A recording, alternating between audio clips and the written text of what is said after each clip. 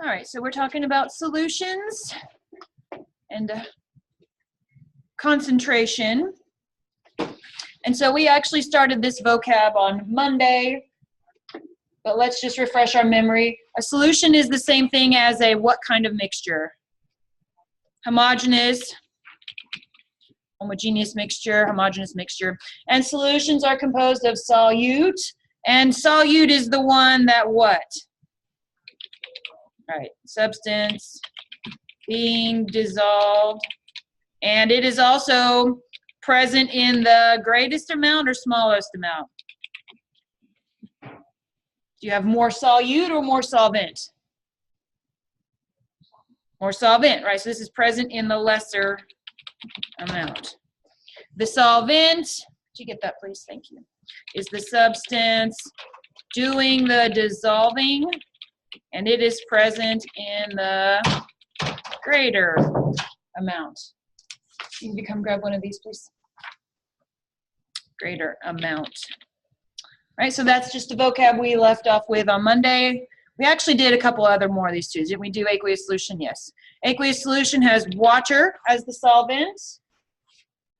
Unsaturated solutions. Yes, we talked about this. Unsaturated solutions can still what? They can dissolve more, right?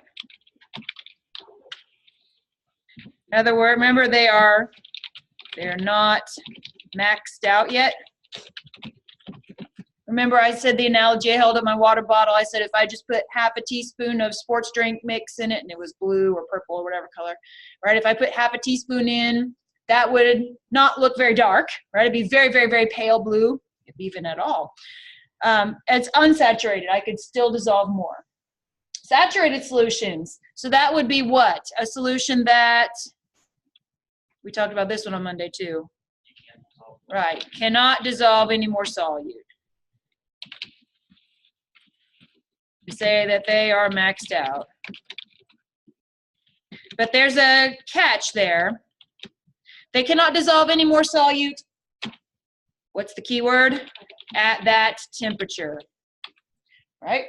So at room temperature, if I took my water bottle and I started adding blue sports drinks mix to it until it was dark blue and there was solid accumulating on the bottom because I'd added so much, it's just sitting there on the bottom undissolved, we would call that a saturated solution, right? Because at that temperature, at room temperature, I couldn't dissolve anymore.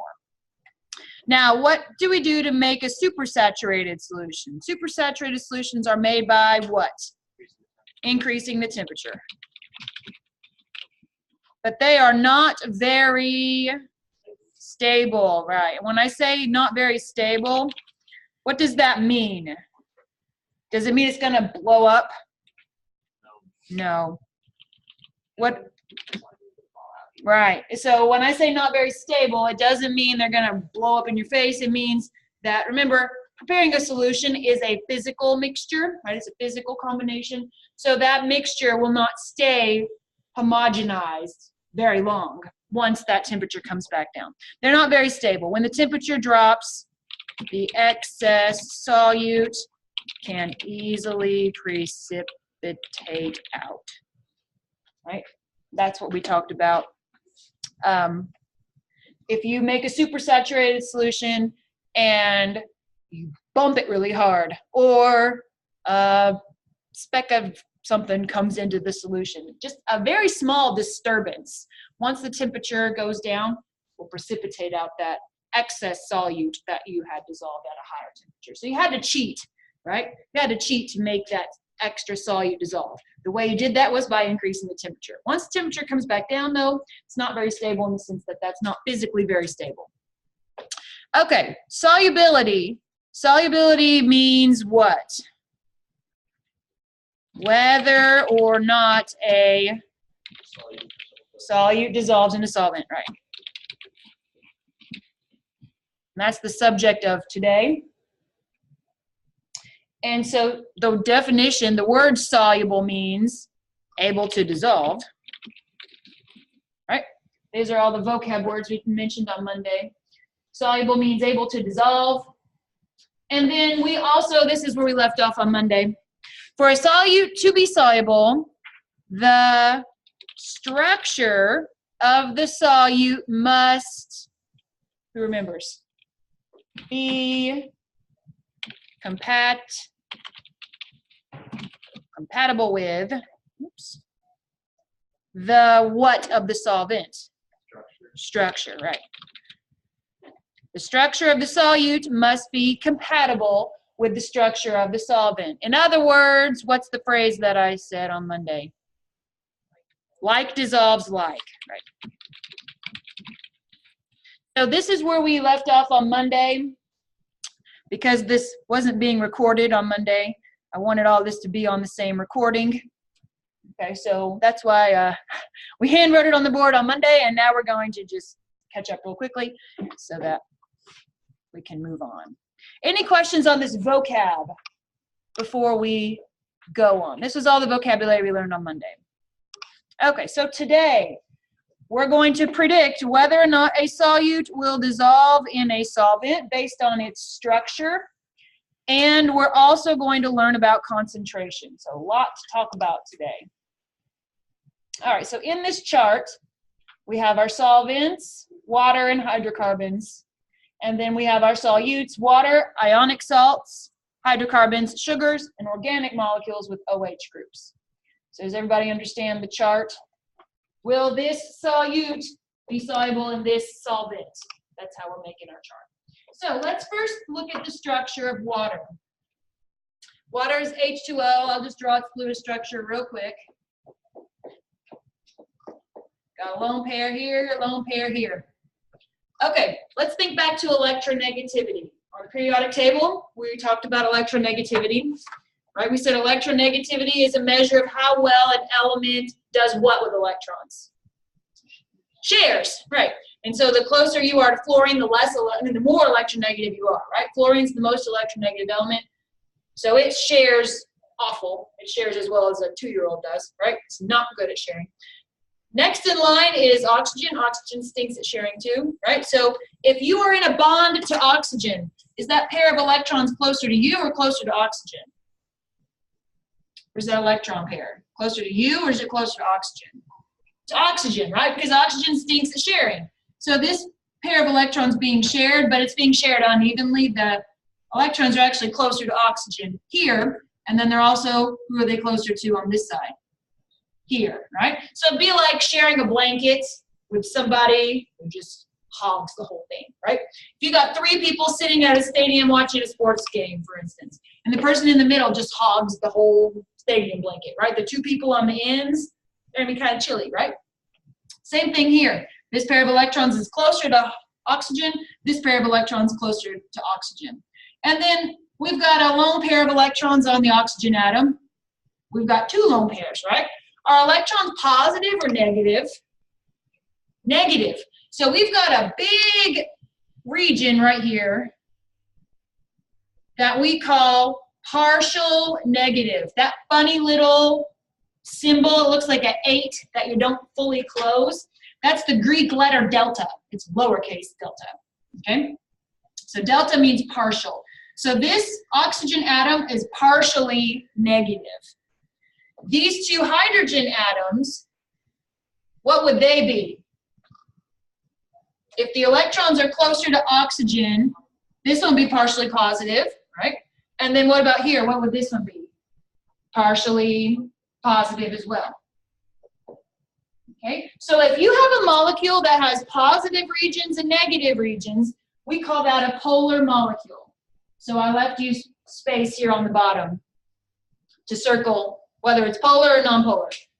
Any molecule that has positive and negative regions, we call that a polar molecule. Okay, and if you have no positive and negative regions, you call that nonpolar. So water is polar, okay? It does have positive and negative regions. So we call water a polar molecule. Let's look at ionic salts now. What is an ionic salt made from? When we talk about ionic salts are the same thing as ionic compounds, right? Ionic compounds, what are they made out of? Two things, metal and a non-metal, right? Specifically, a metal becomes a cation or an anion. Metals become cations, anions come from non-metals. So an ionic salt is made out of some sort of cation and anion, right? And specifically, the cation is positive, the anion is negative. Yes? So does an ionic salt have regions that are positive and negative? Yes. Would we classify an ionic salt as polar or non-polar? Polar. Is everybody good on the structure for an ionic salt and how we concluded that it's polar? All right, we're going to go through the structures of all the solutes first, and then we'll decide, is it soluble or is it insoluble?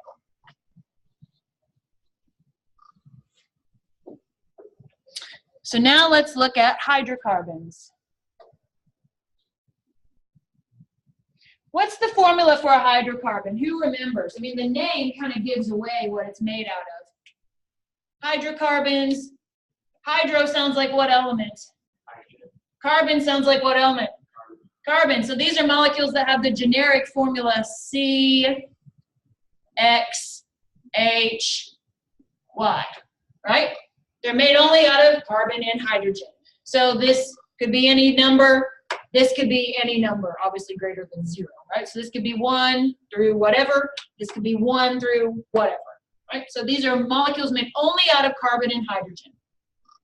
Now, if you look at your periodic table, it's a little bit deceiving based on where hydrogen's located. But the electronegativity of hydrogen is actually very, very similar to the electronegativity of carbon. Carbon's like 2.4 and hydrogen's like 2.1. So they are incredibly similar. So that means that when carbon and hydrogen are in bonds with each other, are those electrons being shared evenly or unevenly? Evenly, right? Because it's like tug of war between two-year-olds, right? It's even. It's an even match. So when you've got a molecule that's made out of carbon and hydrogen, those electrons are being shared evenly. So these are molecules that have carbon in chains. This is just an example one. This is butane. Now, is this the only hydrocarbon? No, right? This is just butane. But nonetheless, a carbon-hydrogen bond is even. Even sharing of electrons. Even sharing, even sharing, even sharing, even sharing. Everybody's sharing evenly.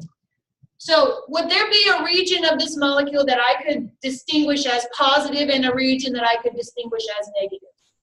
No, right? It's all even sharing. So will we classify a hydrocarbon as polar or non-polar? Non-polar, right. Hydrocarbons are non-polar. Do we understand why they're non-polar? Because there's no particular region where I can identify a part that's positive or a part that's negative. Now, if I make some changes to this, obviously that would be a different story. But a straight up hydrocarbon, molecule made only of carbon and hydrogen, is going to be non-polar. No matter how long that chain is, or whether it's in a ring, right? If it's made only of carbon and hydrogen, it's always going to be classified as non-polar, okay? So even if your molecule is in a ring,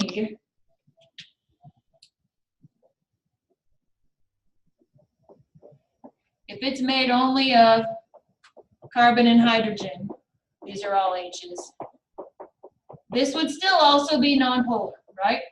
So don't let that structure, that shape throw you off. If you see it in a ring, if it's made only of carbon and hydrogen, by definition it's non-polar, okay? Because carbon and hydrogen, when they bond to each other, they share their electrons evenly. There's no uneven distribution of electrons there. All right, let's talk about sugars, okay? Remember we said salt is a generic word, right, for any ionic compound. Well, sugar is a really generic word too. And when we say sugar, this is a general structure of sugar, okay? It has a molecule with a general structure.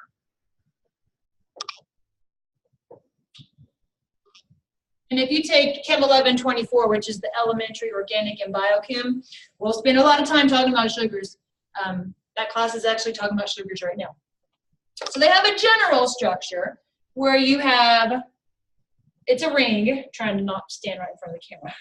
So it's a ring, and it's a 6-membered ring or a 5-membered ring, depending on the size of the sugar.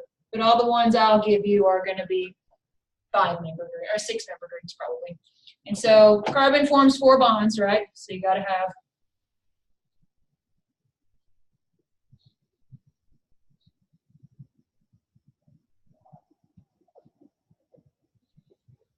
okay, so you've got up, down, up, down, up, down, up, down, up, down. Now this part can vary. You can have the OH up or the OH down. We're not going to care, but generally speaking, you got an OH on each carbon. So whether it's up or whether it's down is a function of which specific sugar you're talking about. But again, we're just trying to be generic here. So I'm just going to draw some random O's and H's. But generally speaking, each carbon has an OH. It's either sticking up or it's sticking down. Again, that depends on what sugar you're dealing with. But generally speaking, every carbon has one OH and one hydrogen. So whether the OH is up or up down, again, that depends on what sugar you're dealing with.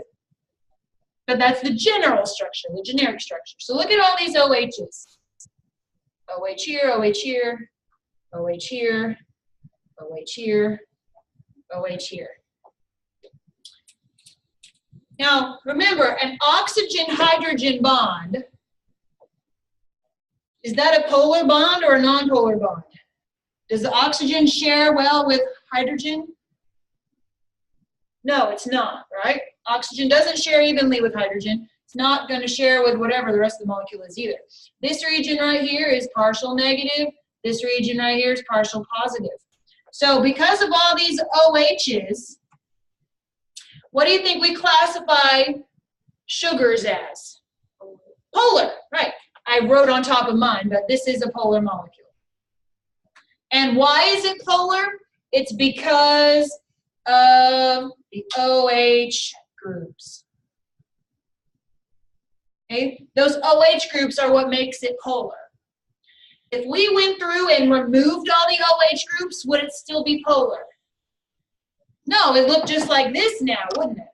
If we went through and yanked up all those OHs, now it would be nonpolar, right? It's those OHs that make it polar.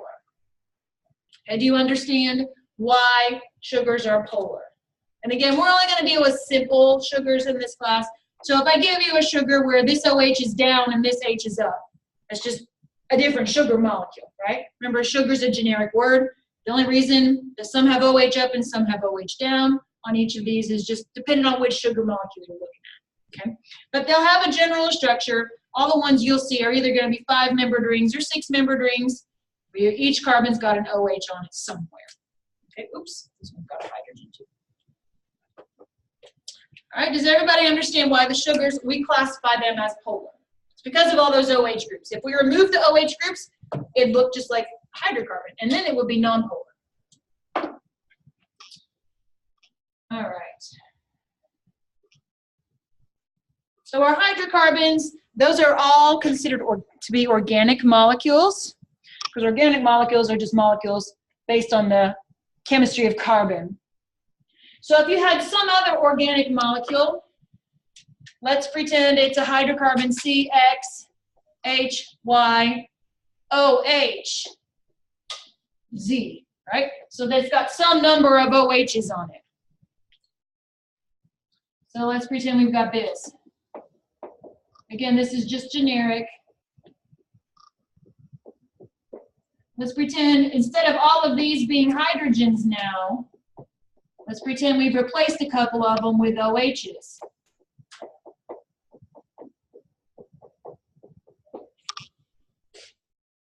Even if it's just one OH group. What do we know about OH? What's special about it? Is the oxygen-hydrogen bond polar or nonpolar? It's polar. Once we start introducing OH groups to the mix, would this molecule be classified as polar or nonpolar? It'd be polar, right? And the more OHs you have, the more polar it is, right? If this only had one OH group, versus 6, that's going to be different, okay? So as you add more OHs, you're going to make it even more polar. Does everybody understand this one? So basically we took a hydrocarbon and we modified it. Again, if you like this stuff, if it sounds interesting to you, take Chem 1124, that's elementary organic chem, and that's what we do next class. We'll learn how to name all these molecules and talk about them. So now we're going to do a table. We're going to ask ourselves, okay, will it dissolve? Since you guys already have the structures in your notes, I'm going to make my table smaller. So hopefully it can all fit on the same screen.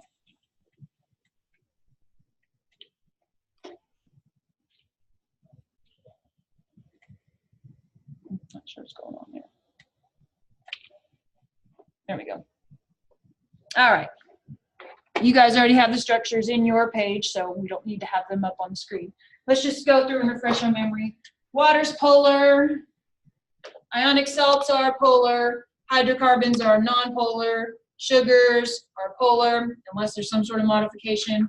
If it's got OH groups, it would also be polar.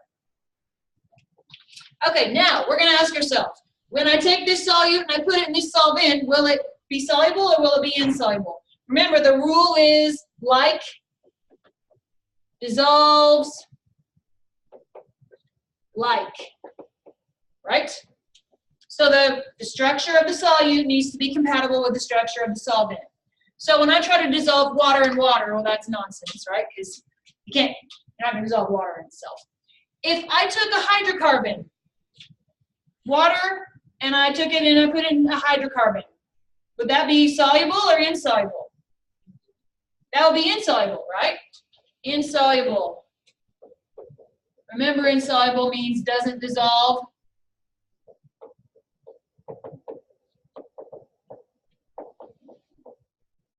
Why?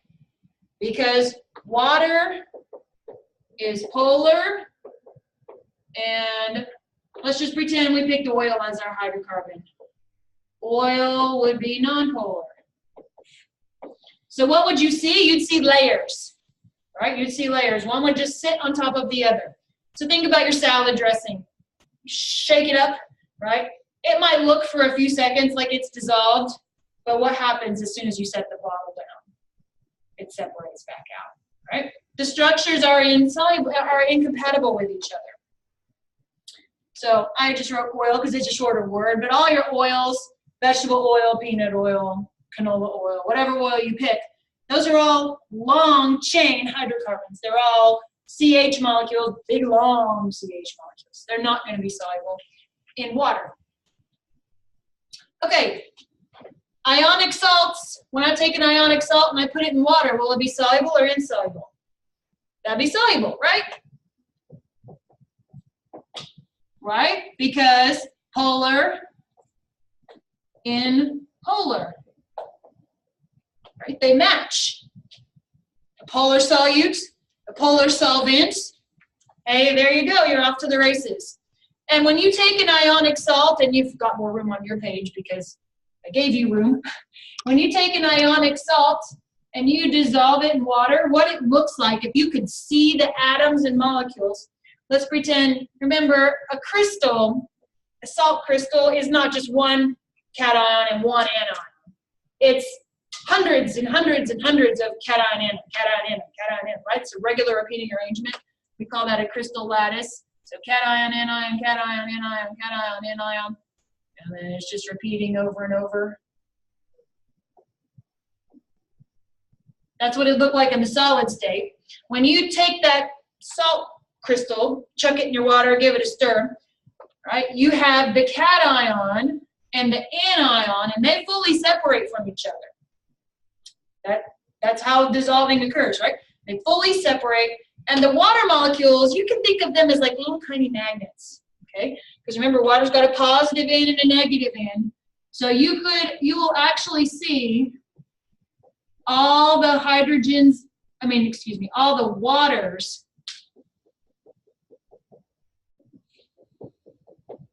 right? Water is attracted to that. The negative end of water is going to be attracted to the cation, And on the anion, how's the water going to be oriented? It's not going to be oxygen facing in. What part of the water molecule is going to be facing in? The hydrogen is going to be facing in.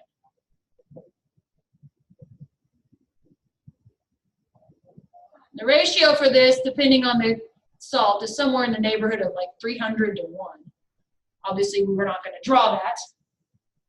But you need to be able to understand why this dissolves and what it looks like, right? The cation and the anion literally split apart. So you now have your salt. That was a solid. You chucked it in there. You gave it a stir, right? And now the cation and the anion have split up. They physically separated from each other. The water molecules, they're all aggregated around, right? All the oxygens are facing in on the cation. All the hydrogens are facing in on the anion. We call this process dissociation. That process is called dissociation. That's what that process is called. Everybody understand what a salt would look like in water? What about if I took my ionic salt and I put it in a hydrocarbon? Insoluble, right? Insoluble. Does not dissolve, does not dissociate. Why? Because you've got a polar plus a nonpolar. Right? Their structures are incompatible with each other. The salt would sink to the bottom and just sit there. You would see your solid salt just sitting there on the bottom. If you don't believe me, you're bored tonight, go home, get yourself some vegetable oil, take a scoop of table salt, dump it in, you can stir it until you're blue in the face. It's just going to sit there on the bottom. Okay? It's insoluble because your polar can't dissociate, can't dissolve in a nonpolar solvent. So you might say to yourself, well then, how come my salad dressing tastes salty? Well, what's the salt dissolved in? Is it dissolved in the water component or the oil component? It's dissolved in the oil, not in the water component, right? So when you shake up that salt, that salad dressing, it's salt dissolved in water, the water part, and pretty much nothing that you're worrying about in terms of the salt being dissolved in the oil component. Okay, if I took a hydrocarbon, let's say ethane, right? 8-carbon chain, and I added it to some water, what will we get? Soluble or insoluble? That will be insoluble. Good. Why? All right, this is a polar solvent. This is a nonpolar solvent. So you have polar plus nonpolar. So again, what would you see? If you took a hydrocarbon and you added it to some water, you would see layers, right? You just see layers. One would sit on top of the other. The more dense one would be on the bottom, the less dense one would be on the top. You just see these happy little layers. And even if you took that beaker and you put a stopper on it and you shook it, it might look for a few minutes like they've dissolved. But what's happened? You just busted up those layers and you're just waiting to separate back out again. Hydrocarbon in hydrocarbon. Now this would work. Let's pretend that this is a 4-carbon chain and this is an 8-carbon chain. Right? Would a hydrocarbon dissolve in another hydrocarbon? Yes, this is soluble. Right? Because you've got nonpolar plus nonpolar. Right? So if you took C4H10 and dissolved it in C10H22, both of those are nonpolar, nonpolar plus nonpolar. What you basically get is just a whole bunch of, it doesn't dissociate. You could just think about them all mingling together, right? Because if you think of a hydrocarbon as like a spaghetti, like a piece of spaghetti, right? So you get a big piece of spaghetti, and then you've got little pieces of spaghetti. They're just all mixing together. They're just hanging out, right? That's what it would look like. You're not going to get this dissociation stuff because there's no polar part to deal with. You're just going to see them all mingling together, right? So you might have some short pieces of spaghetti mixed in with elbow macaroni, right? They're all going to be mixed in together and they're just going to be kind of hanging out. Okay, a sugar. You take your sugar, glucose, fructose, whatever, and you dissolve it in water. Soluble or insoluble? That's soluble. If you don't believe me, go try some sugar in your water this afternoon. All right? And again, polar plus polar. Now, the thing about sugars is they don't do what a salt does. You're never going to think about dissolving stuff the same, are you? Right? Because when you dissolve a salt, it just gets ripped to shreds, right? It's just pulled to pieces. That's not what happens when you dissolve a sugar. Okay, the sugar molecule actually stays intact. So it dissolves, but it does not dissociate. So that's the key word. Dissolve, but not dissociate. Because of all these OH groups, I'm just going to try to squeeze this in here as well as I can. I'm just going to draw the OHs. Just imagine that there are hydrogens everywhere else.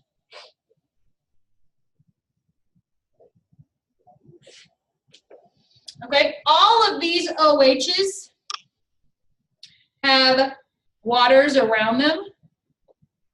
So you've got water around all of these OHs.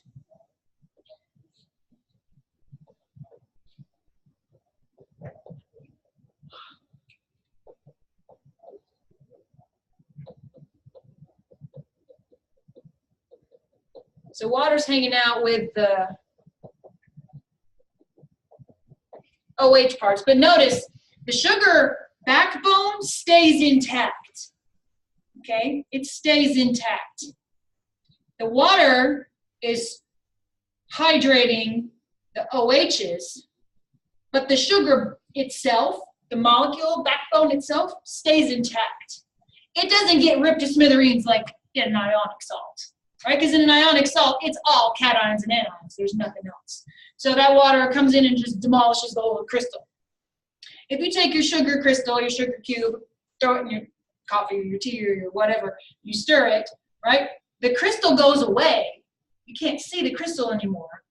But it's because you can't see at the atomic level, right? If you could see at the atomic level, you would see that the backbone of the crystal and the backbone of the sugar has remained intact. It's all these OHs that allow it to dissolve. Okay? Does this make sense? So it dissolves, but it doesn't dissociate. Now, if you took your sugar and you put it in some oil, what are you going to get? Soluble or insoluble? That'd be insoluble. And you run into this problem when you're doing baking sometimes. Because think about this. When you want to use food coloring, you can try this if you're really bored. Right? If you get food coloring from the grocery store, that food coloring is wonderfully soluble in water. It's horribly soluble in like butter or oil.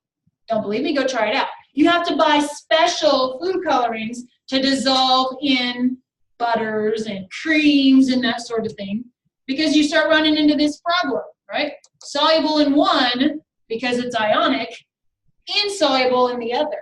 So if you want to make, I don't know, you want to make green butter, it's not going to work with your basic run-of-the-mill food dye that you buy at the grocery store, because those dyes are molecules that are soluble in water, but would not be soluble in a non-polar. So again, if you want to try it, go get some vegetable oil, get your food dye from the grocery store. It's just going to sit there. Not going to do anything. You have to buy special dyes for dyeing oils and butters and lard and all that stuff. Right? This is insoluble because you got a polar plus a non-polar.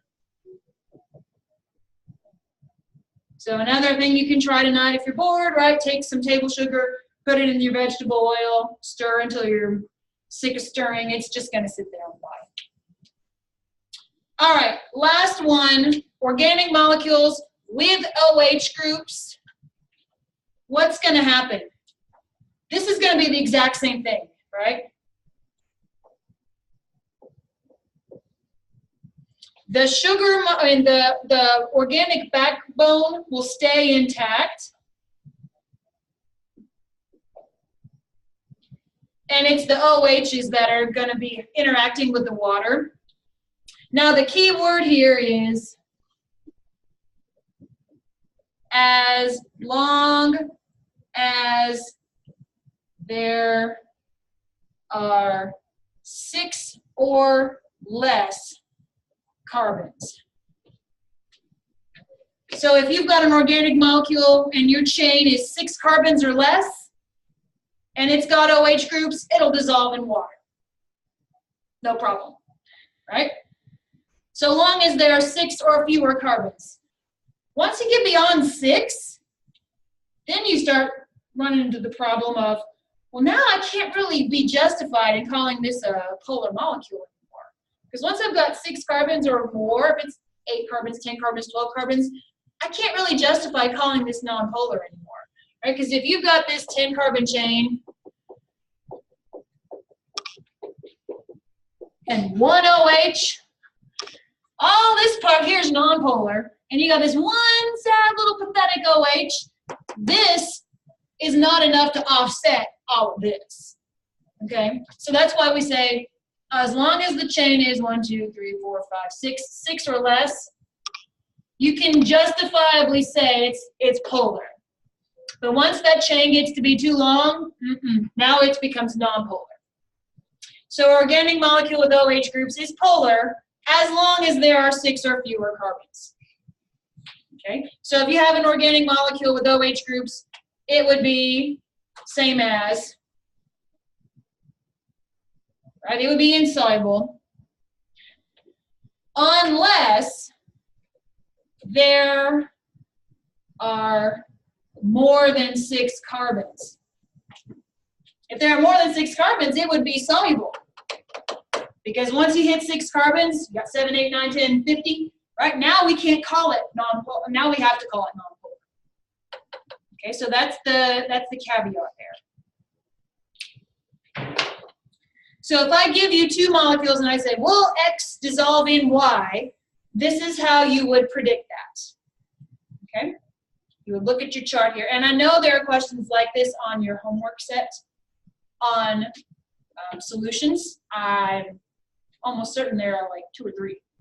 So make sure you have this handy. Ask yourself, polar solute, okay, it will only dissolve in a polar solvent, right? Non-polar solute, it's only going to dissolve in a non-polar solvent. And all of them are very cut and dried, so long until you get to this one, right? And then the only one here you just have to worry about, ask yourself, does the molecule have 6 carbons or fewer? Then you're good to go. We'll call it non-polar. We'll call it polar. If it's got more than 6 carbons, we have to call it non-polar. How do we feel about this chart? Any questions on the chart? Okay. I know that's a lot of ground to cover.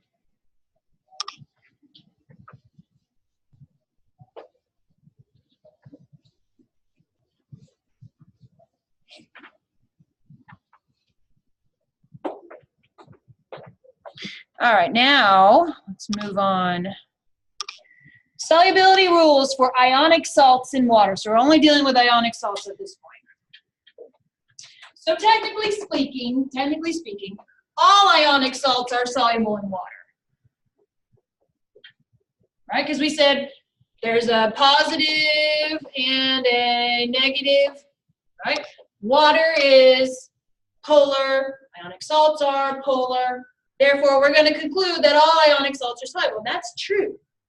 However, sometimes only a tiny bit of the salt actually dissolves. Now, why that happens is a Chem 2 question. Okay, it's an equilibrium question. It's a KSP question. Go ask any one of your friends who are taking Gen Chem 2 right now. That's what we talked about right before we went on spring break. All right, so we're not going to worry about why some salts only dissolve a teeny little bit and some salts dissolve really well, okay, because that's not a question that we answer in Chem 1 or in Intro Chem. All we need to know is that all ionic salts are soluble. Just some of them aren't very soluble. Some are better at dissolving than others. So if only a tiny bit of the salt dissolves, we call the salt insoluble, or a precipitate, as we will call it next week, precipitate. We'll call it that next week when we get into solution chemistry. If a lot of the salt dissolves, we call that salt soluble. So then you might be saying to yourself, well, geez, how do I know if a lot of it dissolves or if a teeny bit of it dissolves? That's not something that I just, I'm expecting you to know off the top of your head, and that's why we use these solubility rules, okay? This chart will be given to you on future tests, quizzes, etc., okay? I'm not going to make you memorize the solubility chart. So if only a tiny bit of the salt dissolves, we call it insoluble, but just know in the back of your mind, there is a tiny little fraction of it dissolves. Okay, if you put 5 grams of it in, maybe only 0.0001 grams dissolves. Right? There is a tiny little fraction that dissolves because it's ionic, it's polar, water's polar. Therefore, they match, they dissolve. It's just some don't dissolve very well. And why some don't dissolve very well? Again, that's a Chem 2 question. We'll worry about that when you take Chem 2. We're not going to get into that in Chem 1 or Intro Chem. So this is a figure, and it's not from your current textbook, it's from a different textbook. But this is a version of the the solubility rules that's easy to read, so that's why I use it. There's just one thing we need to talk about. Okay, let's talk about how to read this. Ionic compounds containing the following ions are generally soluble in water. Okay, so alkali metal ions, that's group 1 of the periodic table, right? So that's hydrogen, lithium, sodium, potassium, radium, cesium, francium. Okay, so when you see alkali metal ions, just remember that's group 1 of the periodic table. And the ammonium ion, okay, those guys are all going to be soluble. And notice there are no exceptions. There are no exceptions. There are no cases. So for instance, if I said, is lithium sulfate soluble in water? Your answer would be yes, right? Because there are no exceptions. Acetate ion, any cation combined with acetate is going to be soluble. Any cation combined with nitrate is going to be soluble. Any halide ions, so that would be chloride, bromide, iodide. Okay, those are all soluble with the exception of Ag, Hg, Pb, right? Those guys would be insoluble. Do you understand how to read this? Makes sense how to read it? Okay, all of your sulfates are going to be soluble except strontium sulfate, barium sulfate, lead-2 sulfate. Those guys would all be insoluble. So everybody's soluble with sulfate unless you're strontium, barium, or lead-2. Now these guys are all insoluble. So carbonate is always insoluble unless you're with one of these guys, group 1, right? Those guys are all soluble. Chromate and dichromate for that matter, which actually chromate's not one you have to memorize in Intro Chem, but Gen Chemers do. Right? Chromate and dichromate, those guys are all insoluble unless you're with group 1. Phosphate is all insoluble unless you're with rule 1. Sulfide is all insoluble unless you're one of these. Now this is one of the biggest pet peeves. Hydroxide ion is all insoluble. Cross out calcium hydroxide. Okay, calcium hydroxide is insoluble. Okay, and you've actually done this in the lab.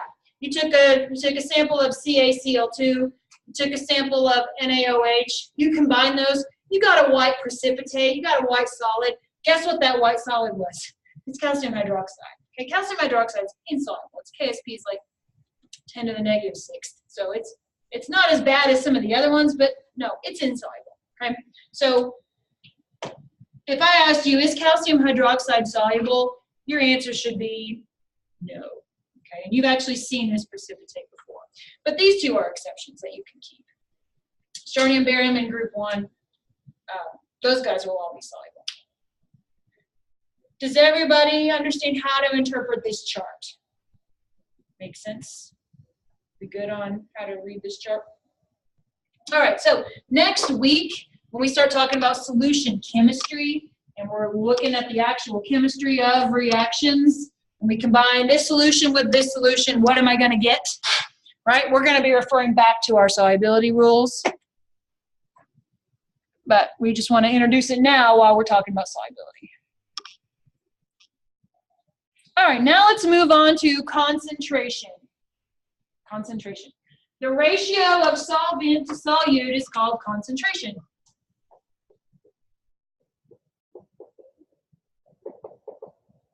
So think about, you know, your favorite sports drink, right? If you took your solute, blue, red, some color that you can see, and you put a teeny little bit of it and you made an unsaturated solution, we would say that's got a low concentration, right? You take a sip of it, doesn't taste very sports drinky, blueberry or green apple or whatever flavor you pick, right?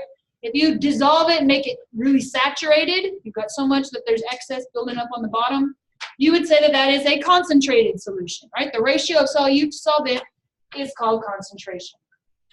And so for us as chemists, we need a way to mathematically represent concentration. We're going to go through several units that chemists deal with to represent that ratio of solute to solvent. The first one's called molarity. We represent that as capital M, okay? And I always underline it just so that you know that that is capital, okay? Because look right below, there's a very similar word, molality, and it's represented with a lowercase m. So if you're one of those people who writes uppercase m's like this, lowercase m's like this, you need a way to delineate them, right? Make sure you underline it. Do something so that I can tell, hey, you mean to communicate uppercase M, or better yet, don't use that notation, just use pointy tops, okay? And then just to be safe, you can underline it too. But when we're talking about molarity, that is very different from molality. So make sure you understand this is molarity, this is molality. Okay? Molarity has the units moles per liter. And it's moles of solute per liter of solution. Moles solute per liter of solution.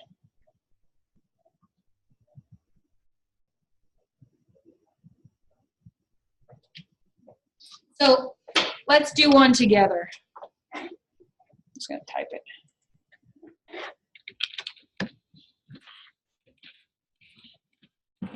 What is the molarity of a solution formed by dissolving 2.5 grams sodium chloride in 550 milliliters water?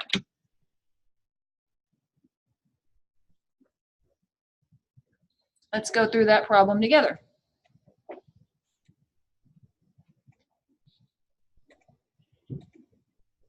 Camera picks it up better when I really zoom in.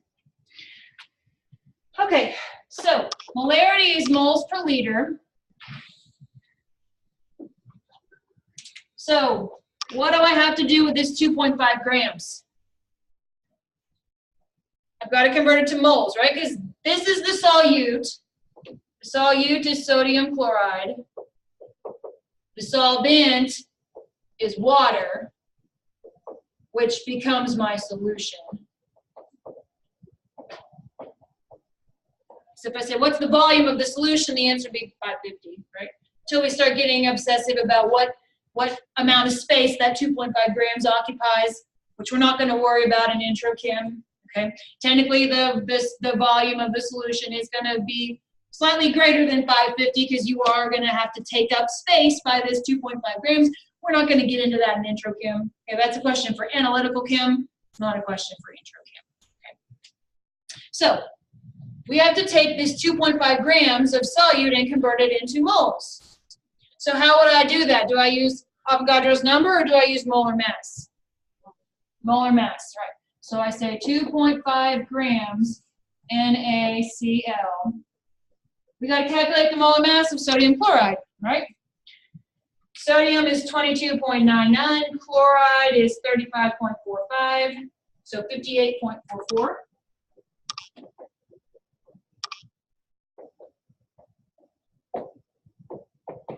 So 2.5 divided by 58.44. We're going to carry out extra decimals because we'll round at the end. So that's 0.0 0.04278. Let's just do. Now, do I divide that by 500 or 550? No, why not? We have to convert milliliters to liters, right? How do I convert milliliters to liters? You divide by 1,000, which is the same thing as moving the decimal 3 to the right, or 3 to the left, or 3 to the right. Move the decimal 3 to the left, right? Divide by 1,000. So 550 milliliters is 0.550 liters. Actually, that 0 can get dropped because there's no decimal place there, so just 0.55. That number's only got 2 sig figs.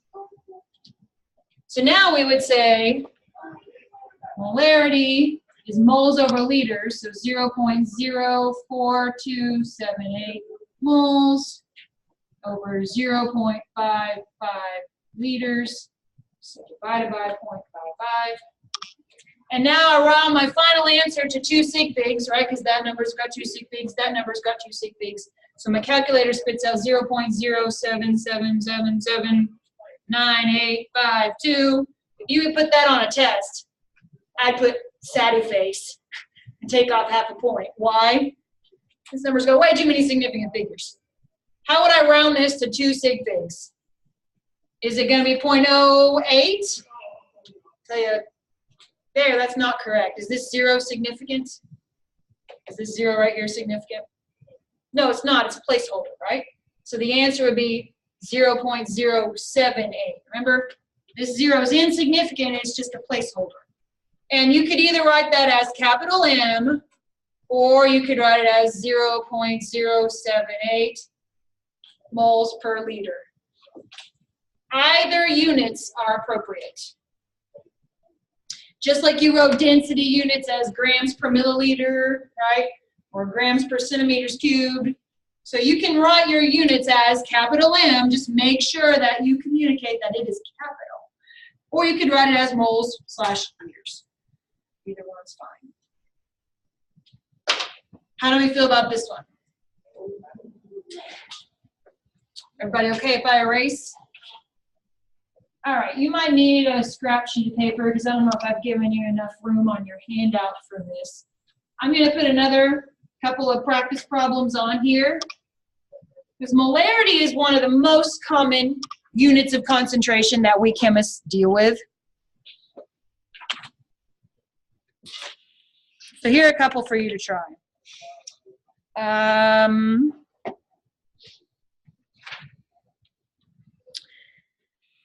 What is the molar concentration?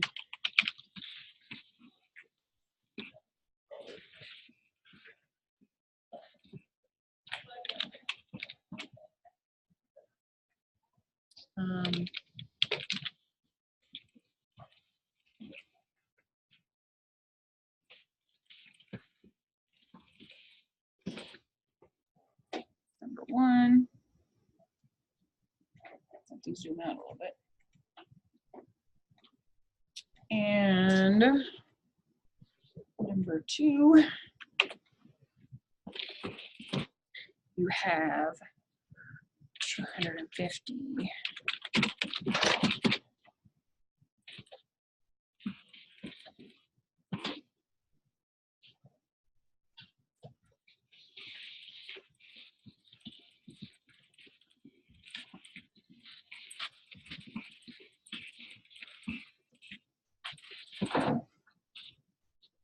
All right, here are 2 for you to try. I will pause the recording and give you a chance to try these. What is the molar concentration of a solution prepared by dissolving 5 grams magnesium chloride in 975 milliliters of water? Number 2, you have 250 milliliters of a 4.5 molar potassium hydroxide solution. What mass of solute is dissolved in the solution? I'm going to pause the recording and give you a chance to try these. All right, let's go over these. What is the molar concentration of a solution prepared by dissolving 5 grams of magnesium chloride in 975 milliliters of water? All right, so molarity is equal to moles over liters, right? So we've got 5 grams. What's the formula for magnesium chloride? Magnesium has what charge? +2. Chloride has what charge? -1. So the formula is MgCl2, right? We're still having issues with crisscrossing. Please work on that, right? MgCl2. So MgCl2, we've got to convert that to what? Number of molecules? No, convert it to moles, right? So 35.45 times 2 plus magnesium's 24, yep, 24.3. So 95.2 grams per mole.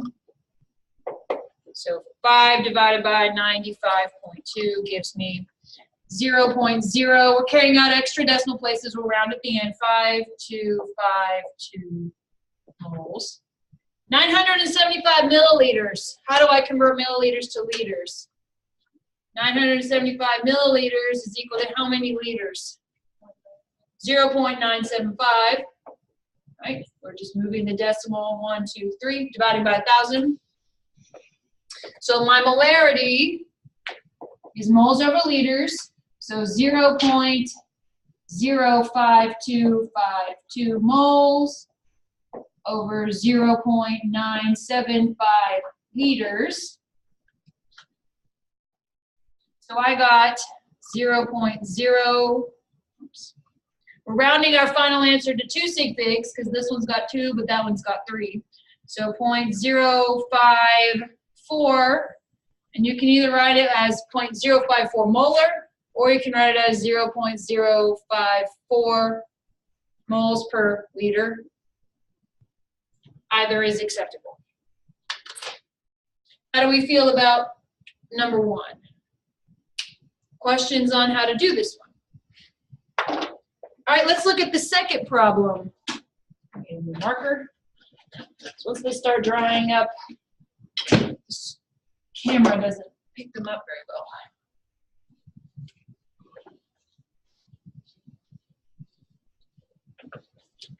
So for number 2, it asks, you have 250 milliliters of a 4.5 molar solution.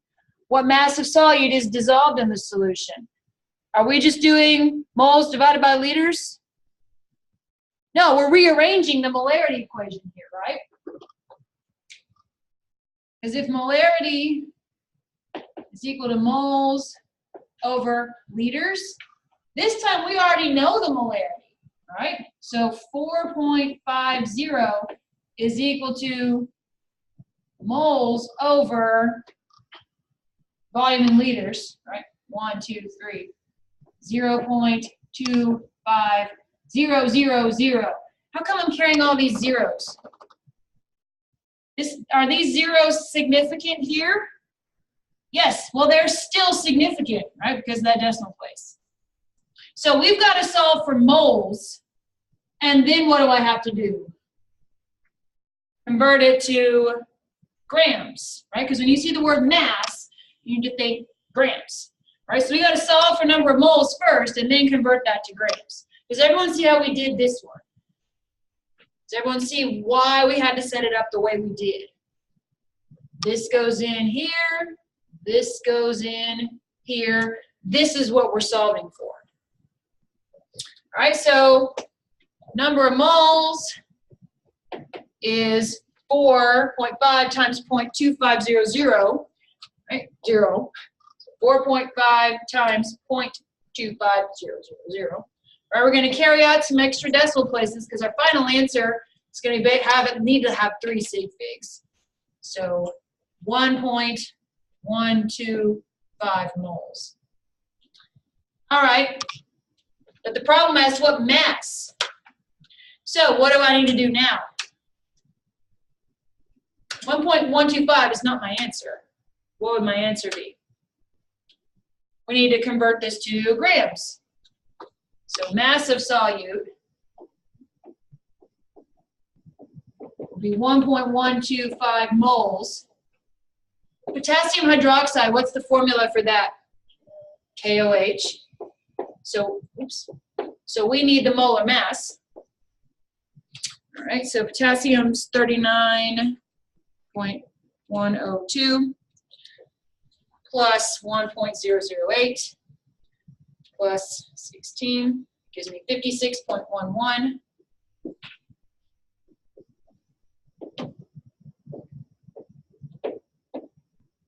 Round my final answer to 3 decimal places, so times 1.125.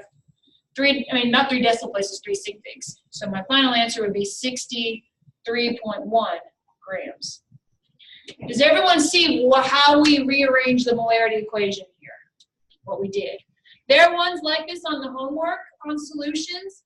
There are also ones on the homework like this where it might give you the molarity and tell you how many grams are dissolved and ask what volume you need to use, right? So you have to solve for denominator.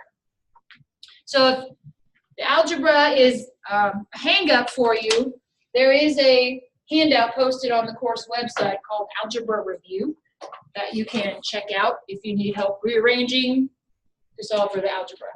Is everybody good on number 2? Yes.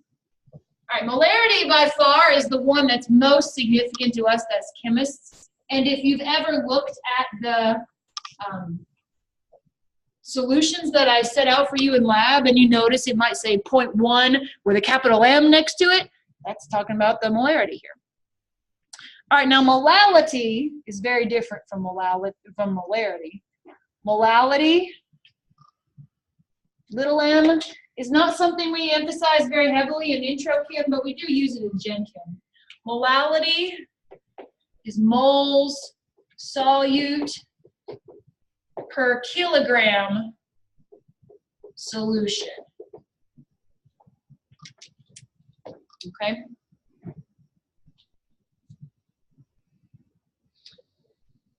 So let's do an example.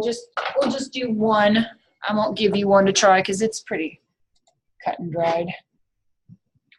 What is the mole concentration of a solution formed by dissolving,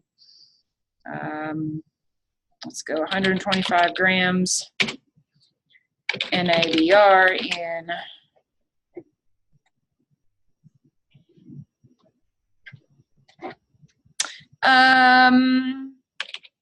55 grams water.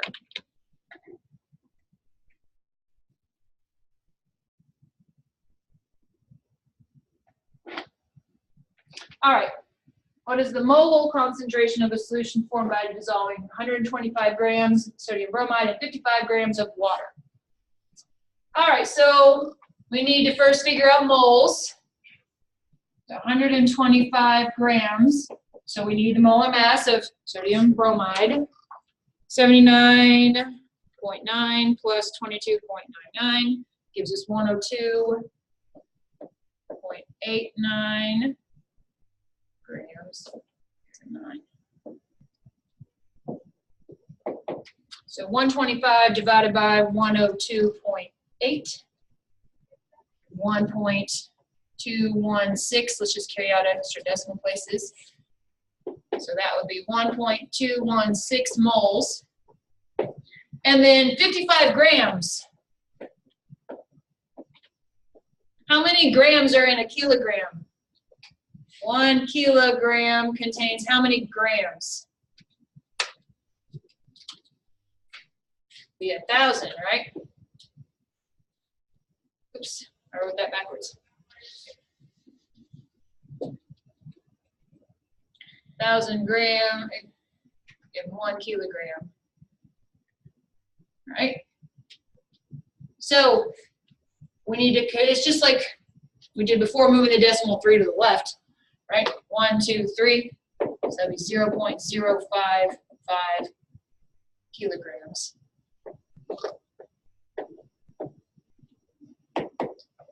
Three sig figs, 2 sig figs, so my final answer needs 2 sig figs. So 2 sig figs, 22 M, or you could write it as 22 moles per kilogram. That's a very concentrated solution. But we dissolved a large amount in a very small amount. So you would expect that to be very, very concentrated. I'm not even sure you could get 125 grams to dissolve in 55 grams of water.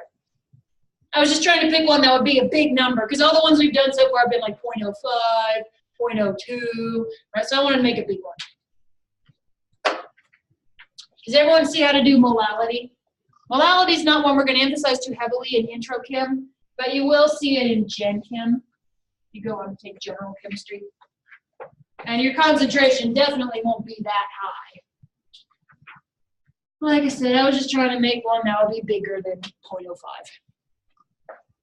All right, parts per million and parts per billion are two sides of the same coin, in the sense that they're both used for small concentrations. So you want to use these for small concentrations. Well, I should say low. So for instance, if you're measuring the amount of lead in soil, you would hope that that would be a really low concentration, right? If it's not zero, you'd hope it'd be pretty close to zero. Or you're measuring the concentration of pollution in water, right? Parts per million is mass of solute over total mass of solution times 10 to the 6th. 10 to the 6th is a million. And parts per billion is mass of solute over total mass of solution times 10 to the 9th. 10 to the 9th is a billion. So the only difference here is, are you multiplying by a million or are you multiplying by a billion? Now here's the part that you need to be careful of. Make sure your units match. Let your mass units match. Okay. So let's do an example to show you what I'm talking about.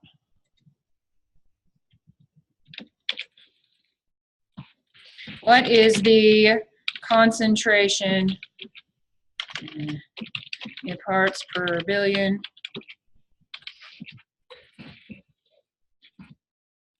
when, let's do 0.0043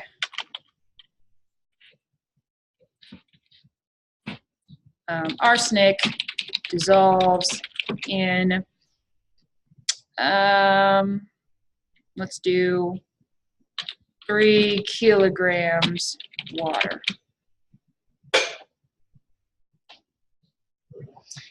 Make sure your mass units match here. Right? You've got milligrams, you've got kilograms. That would not work if I said milligrams divided by kilograms. My units would be milligrams per kilogram. That doesn't make sense, right? You need to convert them, either convert milligrams to kilograms, kilograms to milligrams. I don't really care. Or you can convert them both to grams. Doesn't matter to me either. But they have to match. Because otherwise you can't divide them by each other, right? You can't divide milligrams by kilograms. That doesn't make any sense. Okay, so let's do this one together. What do you want to do? You want to convert milligrams to kilograms or kilograms to milligrams? Makes no difference to anybody. Let's just do kilograms to milligrams. So 3.0 kilograms. All right, there are 1,000 kilograms per gram, and there are 1,000 grams per milligram, right? So we're going to take this decimal, we're going to move it 3 over, and then we're going to move it 3 more over. So 1, 2, 1, 2, 3, 4, 5, 6. 1, 2, 3, 4. There we go. Okay, there we go. Moved our decimal place. So ppm would be 0.0043 over, how many zeros do I have? 1, 2, 3, 4, 5. Yes. 1, 2, 3, 4, 5 times 10 to the 6th. And PPB would be 0.0043. It's the same number divided by 0.0000030 times 10 to the 9th. That's the only difference you're going to get. All right, so 0.0043 divided by,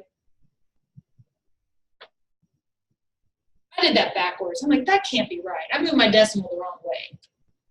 I definitely moved that the wrong way. Set up my conversion factor upside down. I'm like, that's going to be a humongous number. I did that backwards. I'm really sorry. There are 10 to the 3rd grams per kilogram. And there are 10 to the 3rd milligrams per gram. There's no way that's right. Yeah. So this should be 3 times 10 to the 6th. 3 times 10 to the 6th. I moved my decimal the wrong way. My apologies. Just typing that in my calculator going, that can't be right. Let's try that again. 0.0043 divided by 3 times 10 to the 6th times a million. So 186. So in parts per million, that would be 0.0014 ppm. And then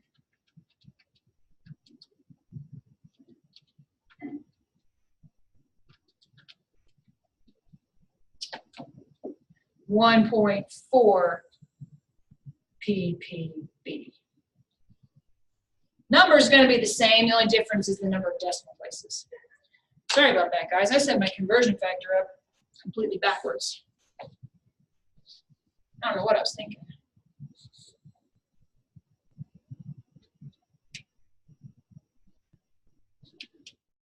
How do we feel about this one, other than the fact that your teacher set up a backwards conversion factor? All right, so you use this when the numerator is going to be really, really tiny and the denominator is going to be really, really big, right? If you take a sample of soil, you would hope that only 1 or 2 of those out of the entire sample are arsenic or lead or whatever, right? If you take a sample of river water, you would hope that only 1 or 2 or 5 are pollution and the rest is normal. Right, so you see this a lot in environmental studies. A lot of towns, including mine, every year they release a pollution report. They take samples from the city drinking water supply and they measure the concentration and they list what the standard is, like what's considered safe, what the sample was, all of them, they always come out 0 or within the safe limits. So I'm like, but it is something you see in environmental studies especially, because that's where you hope it would be very low concentration. And then the last 2 are also 2 sides of the same coin. They're easy. Percent by mass and percent by volume. The only difference is whether you use the mass or you use the volume.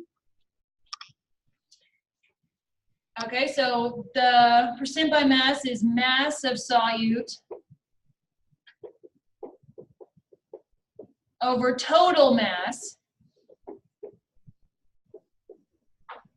times 100, and this is volume of solute over total volume times 100. Again, make sure your masses match, make sure your volumes match. So if you're dissolving a solid in a solid, for instance, or even better, you know the mass of the water, you know the mass of the solute.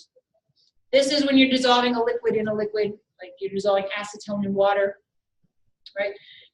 You can also see this when you go to the pharmacy and you see 3% hydrogen peroxide solution. It's in a brown bottle. I had to use some on my son yesterday, scraped his hand. You put it on your hand, it stings, it burns, it's antiseptic, right? That's 3%, and it's percent by mass, right? But again, you see these, and again, they're usually low. They're usually low, like the ones you would buy at a pharmacy. You're not going to buy 95%. Now you might be buying, like if you buy nail polish remover, I think that's 95% acetone, so that one will be pretty high. But generally speaking, those are pretty low. So let's just do an example here, just for good measure. There is one pitfall that you can fall into that I don't want to happen.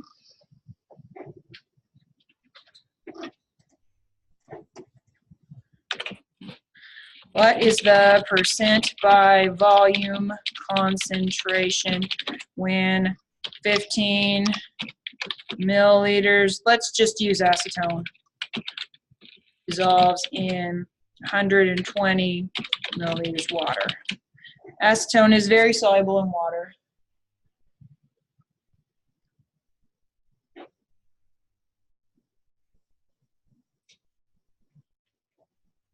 Here's what a lot of students will do. They'll say 15 divided by 120. Is that correct? Look at your formula. What's wrong with that?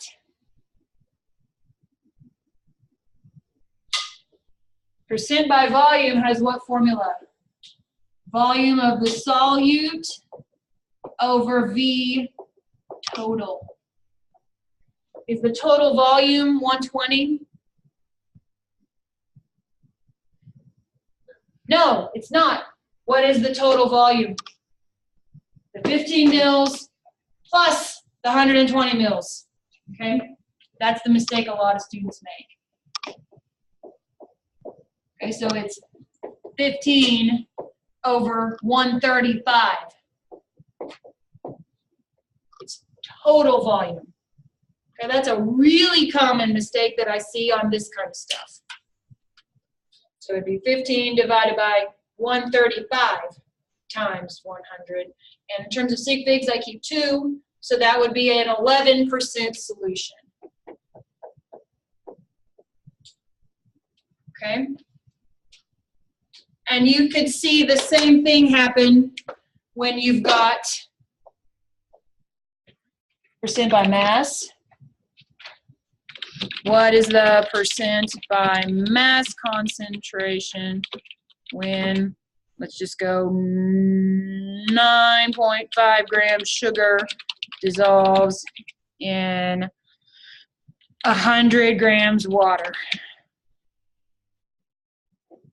All right, same problem. Same kind of mistake. It's not, look at the formula.